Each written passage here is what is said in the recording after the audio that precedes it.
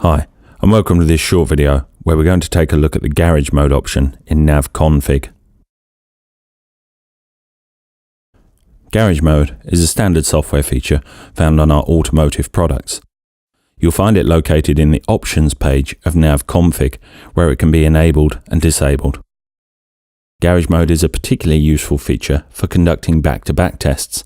For example, an automotive test vehicle may spend an hour or more driving around a test track before returning to a workshop so changes can be made. If the changes only take 30 minutes to complete, it makes sense to leave the INS powered up so measurements can resume as soon as the work is finished. Without garage mode enabled, the drift that might accumulate in the system while the changes are made could be significant, and in a worst case scenario might be more than the INS can recover from, requiring it to be reinitialized and warmed up. Garage mode is designed to prevent this. When using the garage mode feature, there are a couple of important points to bear in mind. The first is that garage mode works by applying a gentle correction filter to keep the roll, pitch, and velocity within acceptable limits. In other words, a threshold is set so that during GNSS blackout, small inputs to the IMU, which might lead to the accumulation of drift, are ignored. However, significant inputs will still be registered, so movement inside the building should be kept to a minimum, as this will tend to increase any drift.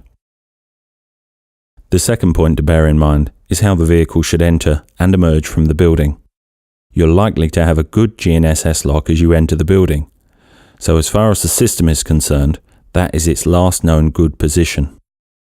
To quickly reacquire the GNSS signal once changes have been made, and to help the system as much as possible, the vehicle should emerge from the building using the same door it entered by, and not another exit, even if it's easier.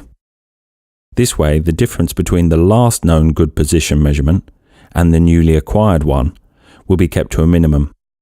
While garage mode can be used as a standalone option, if you intend to leave the system running in GNSS blackout often, it is worth considering using a wheel speed input as well, to give the system an additional point of reference.